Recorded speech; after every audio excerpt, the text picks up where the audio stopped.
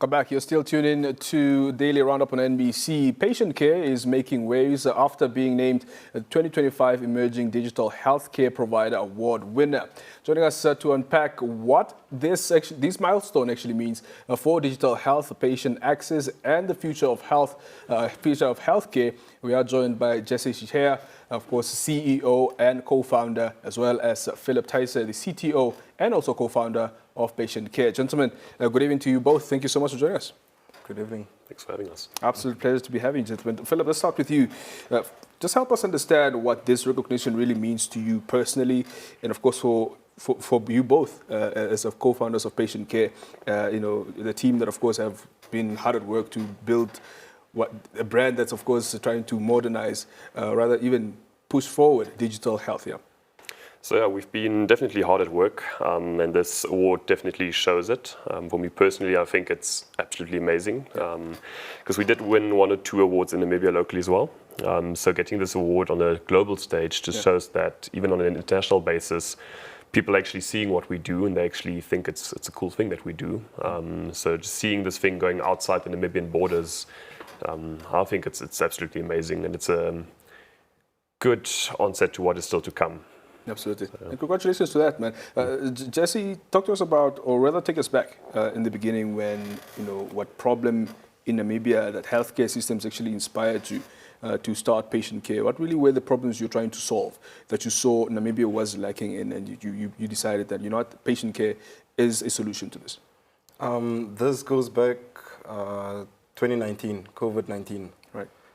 Started noticing friends like Dr. Suraya, Phillip Theisse, consult patients on the telephone, write a prescription, take a picture, send it via WhatsApp, pharmacy deliver it. Yeah. At that point, we realized that the doctors are actually already using this technology. Yeah. We just haven't digitalized it. We just haven't made it secure and created some data privacy and policies around it to actually ensure that patients can access the digital health passport.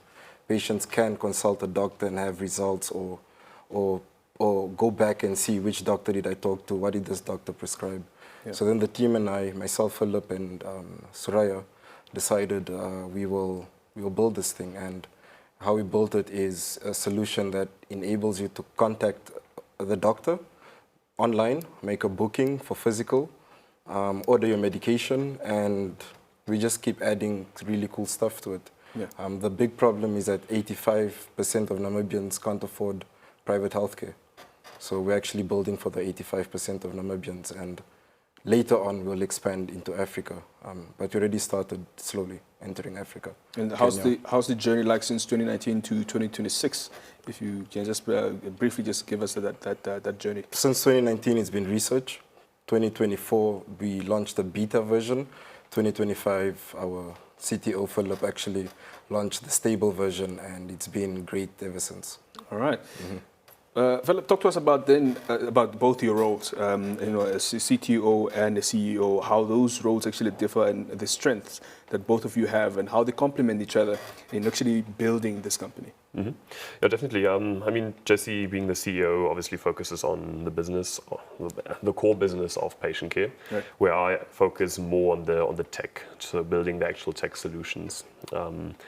And the way we try to complement each other is we just let each other do their jobs, and we don't try to interfere too much. Obviously, sometimes I need to hold back this guy with his crazy ideas, but it's always good to have a lot of ideas, but sometimes you need somebody to just keep it within the limits. Mm-hmm. And then obviously the third co-founder, being Sue, being a health professional, adds a good mix to the team as well.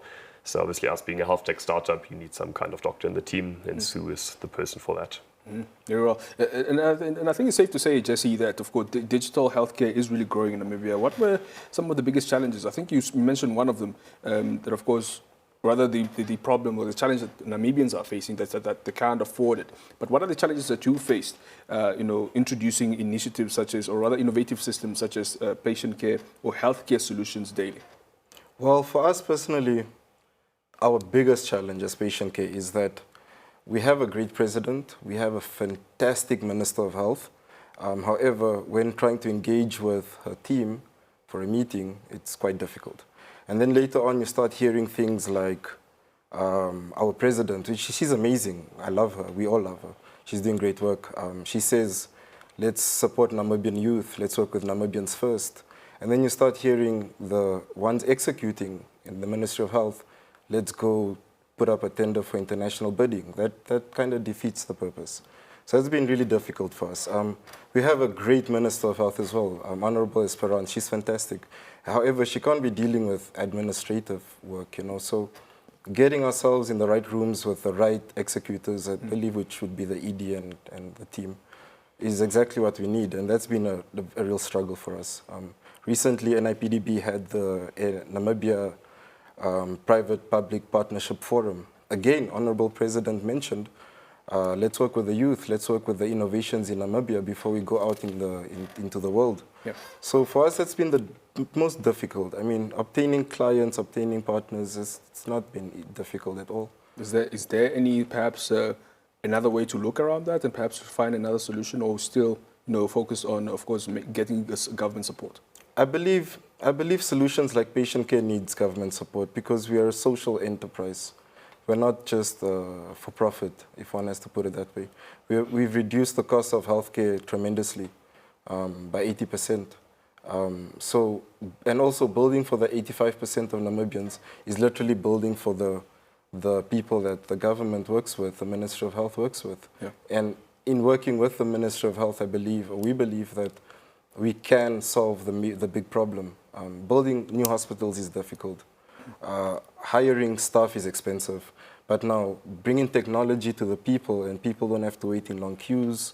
They can be in their homes, they can get consulted, medication for the elderly can be delivered to them. They don't need to sit in long queues or even try and find their ways into the city when they live in the village. I think that's what we're trying to achieve. And that's why it's crucial we work with the Ministry of Health. And this whole thing of going international or international bidding should I think, be paused. There is the talent in the country. I mean, I'm fortunate enough to have my father send me out to study abroad. So is he. So is Sue. We all studied abroad. Many others have studied abroad too. So now we've obtained this skill. How come our own people don't appreciate the skill we have? We acquired it across borders. We brought it back home. We're building stuff. Kenya is appreciating it. Nigeria is appreciating it. Tanzania is appreciating it. Why is Namibia not appreciating it? So I think our greatest mission right now is to work with ministry. Yeah. Because our honorable minister does speak digital health all the time. We are a digital health company. I think putting the two together makes sense. Yeah, and on that very point that you just mentioned in your conclusion there, I also want to ask the same question to Phillip as well, just to tell us what really sets PatientCare apart from other healthcare providers that's now both digitally and in terms of patient experience as well. Mm-hmm. Yeah, so with PatientCare, it's important to understand it's not only just an app you can use to talk to a doctor. We're building a complete ecosystem. Mm-hmm. So it's the patient app where you can talk to a doctor. It's the doctors being able to issue e-prescriptions, sick notes, and so on. It's you being able to order your medication at a pharmacy, getting the medication delivered to you. Even if you need to go into a clinic, you can do so using PatientCare. So PatientCare is essentially your access to quality healthcare at an affordable rate. So it's not only just an app, it's a complete ecosystem we're building. And in terms from patient experience or user experience, the app is very easy to use. We try to make it as easy as possible, so everybody is able to use the app. It's quite clean, easy to use, so yeah. Absolutely. And while we're still with you, Phillip, just looking ahead in brief, your vision for PatientCare in the next perhaps 5 years or even whatever period you of course have the closest vision of PatientCare in Namibia and beyond. What is your vision for what the mandates that of course set for yourselves and what you actually hope the mandate or rather the service you're trying to offer for the Namibians? Mm-hmm. So I think 5 years is a bit too long. As mentioned earlier, we're not talking months, we're talking weeks. We're pushing very hard currently. Mm-hmm. Obviously, we want to become the leader telemedicine health tech startup company in Namibia. We want to be the go-to platform if you want to see a doctor without having to go leave your village or go travel far distances, put yourself at risk driving a car. So that's definitely the goal for Namibia. And then going above our borders, obviously having the company set up in Kenya, in Tanzania, Angola, Nigeria, where Jesse mentioned earlier, we've got the contacts in place and we've got the people actually wanting to use it. So I think in other African countries, we can become one of the big players within the next 2 to 3 years. Very well.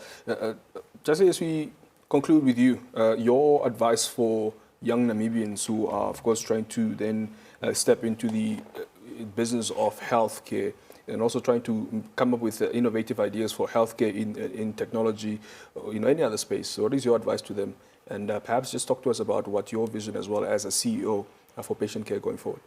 Our advice for the youth and the young ones, we're also youth, so youth talking to youth, is have the right team in place. So myself, Phillip, and Dr. Sue, we make a good blend of what digital healthcare looks like. The right timing. We got the right minister, we've got the right president. Yep. They're both talking digital health, digital this. It's the right timing for us. And the other would then be, I'd say, solving the right problem. We're solving a big problem. 82% is not a small problem. We're talking 2.4 million Namibians, if my maths is right here. And that's a lot of Namibians. Looking at the low-income employees that don't have medical aid, looking at students that parents send to the city to come study, they can't afford medical aid. Just a mere seeing a private doctor is really expensive. What about the elderly that can't even join a medical aid? So that's who we're looking at building for, and it's a huge problem. Our vision is, like Phillip said, expanding to the corners that aren't reachable. Those that are in the village, we'd like to reach them. Those that don't need to say you've had a surgery. Why should you get in your car and drive to the hospital? You could just consult and everything comes to you. What if a nurse comes to your house, for example? So that's exactly what we're trying to do, which is getting everybody involved and in an affordable way, also in a way of quality. So there must be quality to this because it's healthcare. You're dealing with people's lives. And again, we've reached cross borders. We've already entered countries like Kenya and Nigeria with strategic partners. As of second quarter of this year, we're looking at Angola. We've already started conversations with huge organizations in Zambia. So we're already talking to cross-border partners and really started to engage already in the contract phases and all that. So yeah, in the next 2 to 3 years, we should be in a few countries. Yeah. And we should be making our country proud as well as Namibians. Looking forward to that indeed, gentlemen. Thank you so much. Congratulations on the award. And thank you for really for the work that you're doing for the country and, of course, for all Namibians prioritizing healthcare, of course, and making it affordable. Really, really appreciate you for that. All the best in the future. Thank you. Thanks a lot. Absolutely.